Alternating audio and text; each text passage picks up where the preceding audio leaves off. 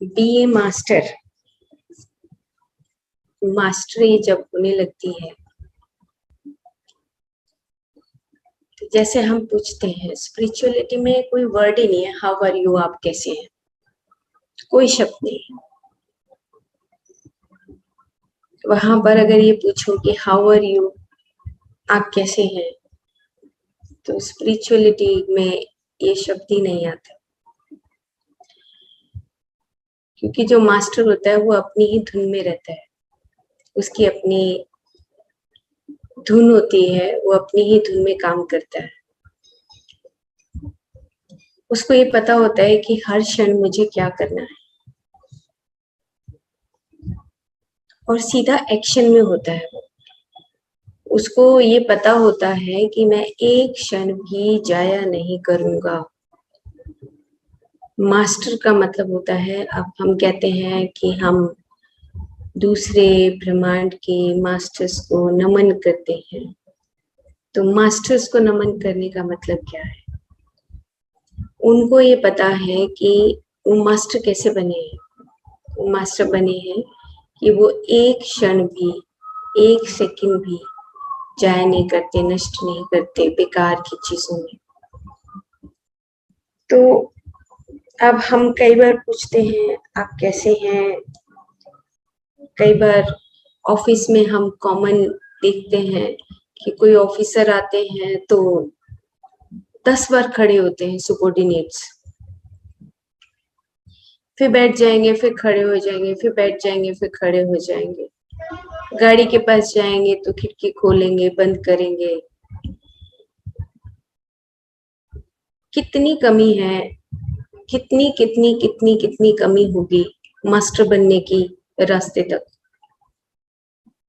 जब मास्टर बन जाते हैं तो वो उनका सोचा हुआ विचार, उनकी मुंह की वाणी और उनके हाथों का कर्म तीनों एक ही हो जाते हैं। उस वक्त वो सिर्फ एक्शन में होते हैं। विचार अलग और एक्शन अलग ऐसे नहीं होता।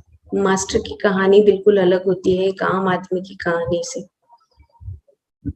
एक आम आदमी पहले सोचता है, फिर वो मीठा बनता है, प्लीज करता है, और उसके बाद वो एक्शन में आता है। लेकिन अगर एक मास्टर है तो वो सीधा एक्शन में आता है। हाँ, और क्या चाहिए, और क्या करें, और आगे क्या कर सकते हैं। तो हम सब यहाँ पर मास्टर बनने की तैयारी करते हैं। मेडिटेशन के माध्यम से एक एक क्षण को हम जागरूकता में बदलते हैं। एक एक क्षण फोन के ऊपर कहेंगे आप कैसे हैं, क्या कर रहे हैं, कोई मतलब नहीं, नो नो मतलब, वेस्टेज ऑफ टाइम। एक क्षण जो हमने जाया कर दिया वो फिर से वापस आके इस धरती पे शरीर धारण करके फिर से हमें उस गैप को खत्म करना पड़ेगा, एक मास्टर बनने तक की यात्रा के लिए, एक परमात्मा तक बनने के लिए। भगवान कृष्ण का फोटो लगाएं और हम उनकी पूजा करें। ध्यान में आने के बाद जब हम उनकी पूजा करते हैं तो अलग तरीके से हम उनकी पूजा करते हैं। हमें पता है कि वो परमात्मा है। अब हमें ये बात समझ आ चुकी है। ध्यान से पहले हम भगवान कृष्ण की पूजा अलग तरीके से करते थे, लेकिन अब हमें पता है कि हम भगवान कृष्ण को किस स्वरूप में देख रहे हैं, कि एक औसत आत्मा ही, एक जीवात्मा ही उस परमात्मा में परिवर्तित होती है। तो मास्टर बनने का मतलब यह है कि आप विचार नहीं कर रहे हैं, आप विचार के साथ एक्शन में भी है। ये एक्शन भी जरूरी है। तीनों चीजों का समन्वय होना, शरीर मन और आत्मा का त्रिकरण शुद्धि, तीनों का विचार वाणी और आपका कर्म, तीनों का एक हो जाना, मिलन हो जाना। तो मास्टर जो होते हैं वो सीधा एक्शन में होते हैं, इसीलिए अलग अलग लोगों में उनको काम दिया जाता है कि अब तुम इस काम को बखूबी निभा लेते हैं, तुम निभा सकते हो। देखा होगा आपने कि जब कार्तिक आती है, गुरु जी कृष्णानंदा जी की पुस्तक से बता रही हूँ, कि बहुत सारे जो मास्टर्स हैं, जो दूसरे लोगों के मास्टर्स हैं, वो क्या करते हैं कि जब दिसंबर का महीना आता है और एनर्जीज चेंज होती हैं, तो उस वक्त वो मास्टर्स भी अपने आगे की साधना के लिए काम करते हैं। क्यों? क्योंकि और आगे बढ़ने का एक अनंत लोगों की यात्रा पर जाना है। तो हम सब यहाँ पर इस धरती पर मास्टर बनने की तैयारी करते हैं, तराशते हैं अपने आप को, किसी कोने में कमी ना रह जाए, किसी कोने में कमी ना रह जाए। लेकिन हम फिर से चीजों को रिपीट करते रहते हैं। साधना 10 साल हो, 20 साल हो, 30 साल हो, लेकिन उस साधना में हम कितने बदले हैं अपने आप के लिए, कितने हम सच्चाई से अपने उस घड़े को, उसके भीतर उस सच्चाई का पात्र बन पाए या नहीं बन पाए। क्योंकि हम जब कबीर के दोहे पढ़ते हैं, गुरु ग्रंथ साहब पढ़ते हैं, वेद पढ़ते हैं, शिव पुराण पढ़ते हैं, विष्णु पुराण पढ़ते हैं, सब में एक ही बात लिखी है कि जैसे समुद्र में एक मटका होता है, मटके के भीतर पानी होता है, और ये मटका टूट जाए तो दोनों का मिलन हो जाता है। तो मिलन तो हमेशा ही है, हमारे चारों तरफ जो चेतना शक्ति है वो तो मिलन। चेतना का मतलब क्या है? चेतना का मतलब ये है कि वो तुम्हें क्षण क्षण जगा रही है, तुम्हें जागरूक कर रही है, और हम सो जाते हैं, हम फिर से उन्हीं चीजों में उलझ जाते हैं। मास्टर बनने का मतलब है कि हम हर उस क्षण को जो हम बिता रहे हैं उसको जागरूकता के साथ बिताएं, एक्शन में रहे। हाँ, अब ये करते हैं, अब ये करते हैं, अब ये करते हैं, और फिर एक टाइम ऐसा आएगा कि वो हमारा स्वभाव हो जाएगा, हम फिर परमात्मा की तरह ही व्यवहार करने लगेंगे, स्वभाव में परिवर्तन आता चला जाए। पहले कुछ क्षण हम बर्बाद करते हैं, फिर उससे कम हो जाते हैं, फिर उससे कम हो जाते हैं, और संपूर्णता की तरफ जाने लगते हैं। तो इसलिए माय डियर फ्रेंड्स, कि जब हम कहते हैं कि आप कैसे हैं, आप क्या कर रहे हैं, आप ऐसे हैं, वैसे हैं, ये कोई आध्यात्मिकता के वर्ल्ड में इसकी कोई पैमाइश नहीं है, कुछ भी नहीं है। आध्यात्मिकता का मतलब कि आप जब अध्यात्म भी बोलते हैं तो मन से, बुद्धि से, आत्मा से एक हो रहे होते हैं। आध्यात्म कोई ऐसा शब्द नहीं है कि जो हम किताब में पढ़ते हैं, नहीं, आध्यात्म है द स्पिरिचुअल साइंस, कि आपका मन, आपकी बुद्धि, आपकी चेतना एक हो रही है, आप एक हो चुके हैं, उसी के अनुसार आप कार्य कर रहे हैं, उसी के अनुसार आप व्यवहार कर रहे हैं, उसी के अनुसार आप बात कर रहे हैं। थोड़ा सा भी अगर चेतना निकल गई तो बुद्धि, अहंकार आ जाएगा, बुद्धि निकल गया तो मन आ जाएगा। नहीं, ऐसा नहीं करना है। मास्टर का मतलब हम बोलते हैं कि ये मास्टर है। कौन मास्टर? जो मास्टर अपना एक क्षण भी बर्बाद नहीं करता, उसी का नाम मास्टर है। जो क्षण बर्बाद करता है वो मास्टर नहीं है, वो स्पिरिचुअल साइंस अभी उसने एंटर नहीं किया है, उस वर्ल्ड में वो नहीं जाने लगा है।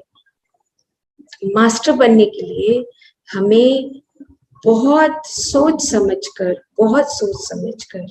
अपने एक्शंस में एक एक करके, एक एक क्षण को जोड़ते हुए, एक एक क्षण को जोड़ना है। ये कोई मनकों की माला नहीं है जो सुबह कर ली, शाम को कर ली। आपने देखा होगा कि लोग माला करते रहते हैं, बात करते रहते हैं, लोग माला करते रहते हैं, काम करते रहते हैं, माला करते रहते हैं, और दूसरों की बातों को सुनते रहते हैं। नहीं, वो एक बहुत पहले की स्टेज है। मास्टर बनने तक हम इन सब चीजों को अलग कर चुके होते हैं। हाँ, फिर ध्यान में आने के बाद माला पकड़ सकते हैं, उसका फिर भाव ही कुछ होगा, वो भाव बिल्कुल अलग होगा। उसके साथ, उस माला के साथ ही प्रेम होने लगेगा, उस माला के साथ ही स्पंदनता हमारी बढ़ने लगेगी, उस माला के साथ हमारी फीलिंग्स बढ़ेगी, तो ध्यान साधना एक मास्टर और एक मास्टर नहीं है, कॉमन पर्सन, उन दोनों में बहुत फर्क है। तो हम एक श्लोक लेते हैं। श्लोक ऐसा है कि जो मन से ही रिलेटेड है और प्राण से रिलेटेड है।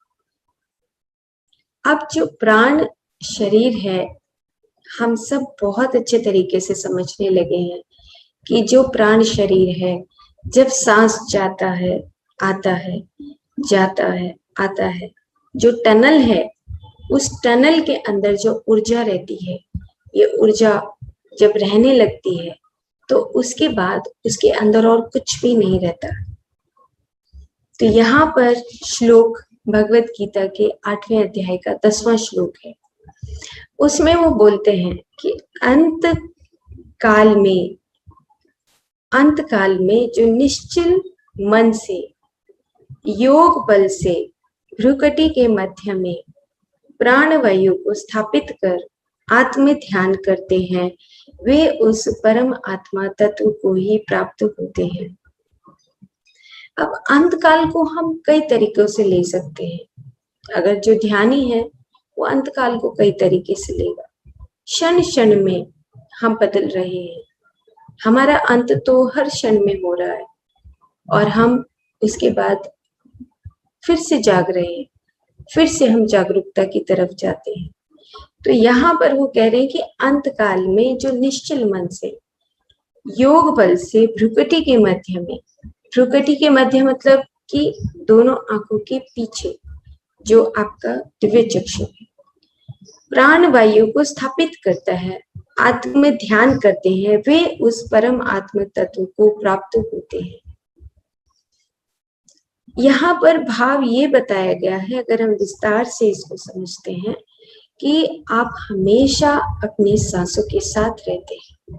अंत तो कभी भी आ सकता है और अंत तो हमेशा एक एक क्षण में जब हम आगे बढ़ते हैं तो एक क्षण की शुरुआत होती है और अगले क्षण हम उस क्षण को खत्म करके अगले क्षण की फिर से शुरुआत होती है। तो शुरुआत और अंत तो चलता ही रहता है। तो वो क्या कहते हैं, इंद्रियों का राजा मन है। इंद्रियां बाह्य विषयों को ग्रहण कर मन तक पहुंचाते हैं। मन उन विषय लालसाओं के पीछे उलझकर दुखी होता रहता है। सुख पूर्वक बैठकर आंखें बंद कर ध्यान श्वास पर संलग्न रहने से इंद्रियों के द्वार बंद होकर मन अंतर्मुखी होकर आत्मा पर ही केंद्रित हो जाता है। इस प्रकार निरंतर ध्यान साधना करने वाला अवसान काल में अर्थात शरीर को त्याग करते समय या मृत्यु के समीप आने पर भी निश्चल मन से योग बल के द्वारा प्राणों को भूमध्य में अथवा सहस्रार में स्थापित कर आत्म ध्यान करते हुए वह देह को त्याग कर सर्वोत्तम युक्त परम आत्मा को ही प्राप्त होता है। अब मृत्यु तो कभी भी आ सकती है, आप युद्ध में खड़े हैं या युद्ध में नहीं खड़े हैं तभी भी। तो यहाँ पर एक बात हमें ध्यान देने वाली है कि जब आप ध्यान साधना करते हैं तो आपका जो प्रैक्टिस है उससे आप मान लो डिस्ट्रैक्ट होते भी हैं, आपके विचार इधर से उधर जाते भी हैं, लेकिन धीरे धीरे उन विचारों को छोड़कर हम फिर से अपनी सांसों के ऊपर आ जाए, फिर से हम सांस को आते हुए जाते हुए देखें। जैसे कई बार हम गाड़ी में सफर करते हैं, कई बार दोस्तों के साथ बैठ जाते हैं, कई बार हम अपना कोई काम करने लगते हैं, तो क्या होता है कि डिस्ट्रैक्शन हो जाता है, विचारों में कहीं खो जाएंगे, बह जाएंगे विचारों में बहते बहते दूर निकल जाते हैं। पिलर टू पोस्ट मतलब कि हम अपनी ही उस पिलर को छोड़कर कहीं और जा बैठे हैं। लेकिन जैसे ही अगर हम ध्यानी हैं तो हम विद इन सेकेंड या हम कुछ सेकेंड में फिर से वापस आकर अपनी सांस को चेक करते हैं कि क्या मैं अपनी सांसों के साथ हूं। क्योंकि अंतकाल का मतलब हम इसको कई तरीके से समझे। यहाँ पर लास्ट में ये भी बताया है कि हम जब मृत्यु को प्राप्त होते हैं तो युद्ध के भाव से, यहाँ पर युद्ध का कौन सा युद्ध, अगर हम युद्ध देखें तो हमेशा युद्ध चलता रहता है अंदर। तो वो युद्ध नहीं कि अभी युद्ध होगा और हम युद्ध में जाएंगे और खड़े होंगे और तब हमारी मृत्यु को प्राप्त होंगे, तब हम सांस की साधना के साथ उस परमात्म तत्व को प्राप्त होंगे। ये तो बहुत दूर की कहानी हो गई, ये तो बहुत दूर की कहानी है। हर पल जब हम अपने उस द्वंद में रहते हैं, उस द्वंद से निकलकर हम जब अपने सांसों के साथ रहते हैं, तब हम परमात्म तत्व को प्राप्त होते हैं। फिर सांस निकल भी जाए तो भी परवाह नहीं, मर भी जाए तो भी परवाह नहीं। क्यों? क्योंकि हम अपनी सांसों की साधना के साथ ही जुड़े हुए हैं। तो सांसों की जब साधना करते हैं तो जो प्राण शरीर है, वो प्राण शरीर सारे शरीरों को एक करने लगता है, क्योंकि मन तो खत्म हो गया, मन तो शून्य हो रहा है। और मन शून्य हो रहा है तो मन शून्य का मतलब इतना बड़ा है कि मन शून्य का मतलब आपके अगले जो कर्म है, आगामी कर्म तो खत्म हो रहे हैं। मन शून्य का मतलब इतना बड़ा शब्द है। बार बार हम मन शून्य बोले तो आप समझें कि मन शून्य का मतलब क्या हुआ। मन शून्य का मतलब क्या हुआ? मन शून्य है तो आपका कारण शरीर नहीं बन रहा है। मन शून्य का मतलब है कि आपका मन शरीर नहीं बन रहा है। मन और कारण नहीं है तो आप सिर्फ और सिर्फ कौन है? आप सिर्फ चेतना शरीर है। क्योंकि अब आप सिर्फ उस चेतना शरीर को समझकर अब चेतना में परिवर्तित हो चुके हैं। मन शून्य का मतलब है आप अपनी सांसों के साथ हैं। जब आप अपनी सांसों के साथ हैं तो आपका जो लेखा जोखा है, यानी कि जो कहते हैं कि कितनी उम्र है, आप वहां पे अपने आप को स्टेबल कर लेते हैं, स्थिरता को प्राप्त होते हैं। आप जानने लगते हैं कि मृत्यु जब मैं चाहूंगा तभी आएगी। क्यों?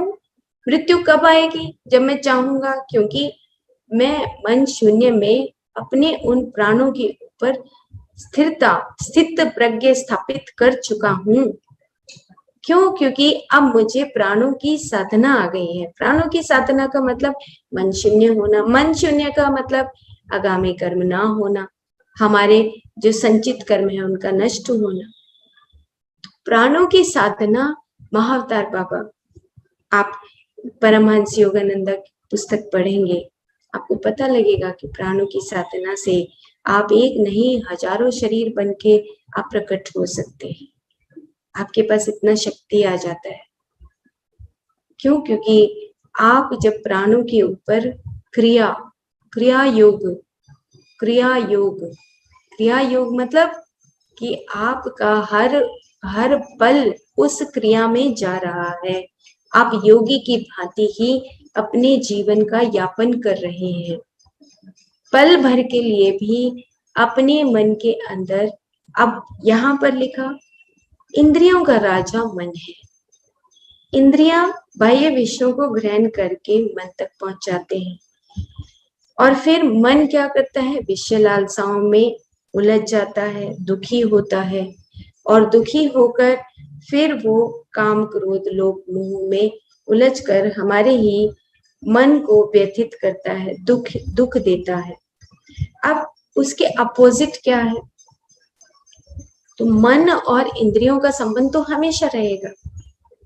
अब मन और इंद्रिय का संबंध तो कभी जाएगा ही नहीं, क्योंकि वो इंद्रिय जो हम आंखों से देखते हैं, कानों से सुनते हैं, हम तो कानों से बाहर बहुत सारी चीजें सुनते रहते हैं, लेकिन क्या हम अपनी सांस के साथ हैं या नहीं है? अब चेक तो हमें खुद को करना है। आंखों से हम क्या चीज देख रहे हैं? इस जीवन में प्रैक्टिकली एक ध्यानी बनना, इस जीवन में प्रैक्टिकली योगी बनना, ऋषि बनना, महर्षि बनना बहुत बड़ा काम है हमारे लिए, बहुत बड़ा काम। परिवार में भी रहना है, बच्चों को भी देखना है। शरीर धर्म, अगले से अगला श्लोक जो हम 8वें 9वें अध्याय में, अब वो विस्तार से जब भगवान कृष्ण बताते हैं कि ये तेरा शरीर धर्म है। परिवार को भी तुम्हें जो कर्म सिद्धांत के साथ आए हो, तो शरीर धर्म और संघ धर्म, समाज का जो धर्म है वो भी तुम्हें निभाना है। और फिर आत्मा का धर्म, फिर आत्मा का धर्म, 3 धर्म है, 3 क्रिया है। तो हमें इनको निभाते हुए एक ध्यानी की भांति अपने घर में रहते हुए आगे के रास्ते को, अनंत लोगों की यात्रा को पार करना है। तो वो कैसे करेंगे? जब हम एक एक क्षण में जागरूक होंगे। तो इस प्रकार से यहाँ पर जो ये श्लोक बताया है उसमें साधना की ही बात बताई है कि जब आप अपने सांसों के साथ रहते हैं, अपने सांसों के साथ रहते हुए जब अपनी ध्यान साधना करते हैं, और एक शब्द और लिखा है, प्राणों को भूमध्य में, प्राणों को भूमध्य में अथवा सहस्रार में स्थापित कर आत्म ध्यान करते हुए वह देह को त्याग कर सर्वोत्तम युद्ध परम आत्मा को ही प्राप्त होता है। तो इसका मतलब ये हुआ कि हमारा हमेशा अपनी सांसों के साथ उस साधना को हमें ध्यान रखना है कि क्या हम अपनी सांसों के साथ हैं या नहीं है।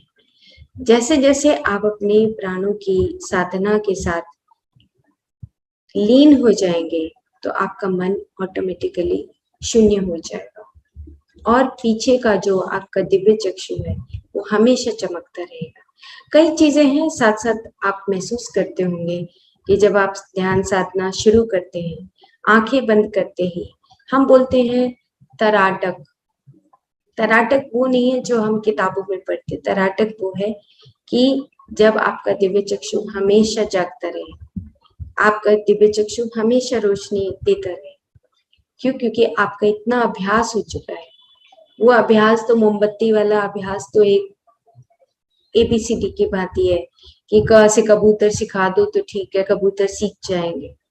लेकिन बाद में फिर क्या बोलते हैं? वो बोलते हैं कि ये मैं जो ज्ञान है, महर्षि चरक बोलते हैं कि मैंने जो चरक संहिता लिखी है तो मैंने उन लोगों के लिए लिखी जस्ट कि भाई क से कबूतर सिखाने के लिए, लेकिन जो आगे अपने आत्मज्ञान में आगे बढ़ जाते हैं उनके लिए ये चरक संहिता नहीं है। सेम इसी तरीके से सारे वेद और जो हमारे ऋषि हुए हैं उन्होंने भी यही बात लिखी है, ये तो क से कबूतर सिखाने के लिए ही है, ये तो तुम्हें सूत्र बताया जा रहा है। लेकिन एक जो बुद्धिमान व्यक्ति है, बुद्धिमान कौन सा? बुद्धिमान का मतलब जो अपनी आत्मा में वास करता है, वो बुद्धि नहीं, संघ की बुद्धि नहीं, जो अपनी आत्मा में वास करने लगता है, उनको इन संहिताओं की जरूरत नहीं है। वो तो सिर्फ उस सूत्र को देखते ही समझ जाते हैं। तो वो ही बात यहाँ पर भी भगवान कृष्ण अर्जुन को बता रहे हैं कि जो प्राणों को भूमध्य में, प्राणों के साथ जो रहता है उसका वो क्या करता है? आत्मध्यानी बन जाता है, मन को शून्य कर लेता है, आगामी कर्म उसके खत्म हो जाते हैं, और जब खत्म हो जाएंगे तब अगला वर्ड परम आत्मा को प्राप्त करते हैं। इतना गहरे गहरे श्लोक है, हम तो बहुत जल्दी में पढ़ रहे हैं ये सारी भगवद गीता। अगर हम इसको स्टेप बाय स्टेप करें तो एक श्लोक ही कई कई दिनों में खत्म। क्यों? क्योंकि परम आत्मा को ही प्राप्त करता है। परम आत्मा को प्राप्त करना ऐसे ही थोड़ा है कि लाइन पढ़ी और हो गए, ऐसे नहीं होता। परम आत्मा को प्राप्त करने के लिए आपको अपनी सांसों के साथ मन को शून्य करना, आगामी कर्म खत्म करना, कारण शरीर खत्म करना, मन शरीर खत्म करना, और चेतना ही बन जाना, तब परमात्मा। परमात्मा मतलब एक भी कण ऐसा बोझे का ना लटका हुआ हो, एक भी लालच का ना हो, एक भी ऐसा ना हो कि जो हम क्रोध से कहीं हमने किया है कुछ पीछे तमस में रजस अपने जीवन काल रहे, वो सबको नष्ट करते हुए अब सिर्फ और सिर्फ एक रोशनी के रूप में जब स्थापित होते, तब परम आत्म तत्व की प्राप्ति होती है। बहुत गहरे हैं ये जो श्लोक है, इनको जब पढ़ते हैं तो ऐसे लगता है कि एक एक जो शब्द है उसके अंदर इतना इतना बड़ा डिक्शनरी बैठा है, इतने बड़े बड़े अर्थ हैं जिसको हम इतनी जल्दी समझ नहीं आते। और जीवन तो एक, आपने तीसरे अध्याय में जब हम एक श्लोक पढ़ रहे थे तो उसमें लिखा था कि कुछ मिलीमीटर ही हम अपने संस्कारों को बदल पाते हैं एक जन्म में। क्यों? क्योंकि हमारी पढ़ते बार बार बार बार हम वही रिपीटिशन करते हैं तो हमारे संस्कार बदलते नहीं। हम कहते हैं कि नहीं तो बदलेगा ही नहीं। क्यों? क्योंकि शिशु आत्मा, यौवन आत्मा, वृद्ध आत्मा, इस तरीके से हम अनेक अनेक तरह के तरीके से जन्म लेते हैं, जन्म परंपरा है। लेकिन अगर ध्यान में आ जाते तो हम बदल सकते हैं। बहुत सारे मास्टर्स ऐसे हैं जो अपने बहुत सारे जन्मों में बहुत आगे जा चुके हैं। तो ये भी नहीं है कि हम पूर्व जन्म देख लिया कि हमारा साथ ये होगा, ऐसा भी नहीं है। हम डॉक्टर अमित गोस्वामी का जो पुस्तकें हैं जितनी सारी, उसमें कहते हैं, वो ये बोलते हैं कि आप अपने वर्ल्ड को, अपने क्वांटम वर्ल्ड के माध्यम से आप अपने आप को बदल सकते हो। क्वांटम वर्ल्ड मतलब कि आपका जो चेतना शरीर है, उसके माध्यम से आप अपनी जर्नी को यहाँ पर ही खत्म कर सकते हो, आगामी कर्मों को खत्म कर सकते हो।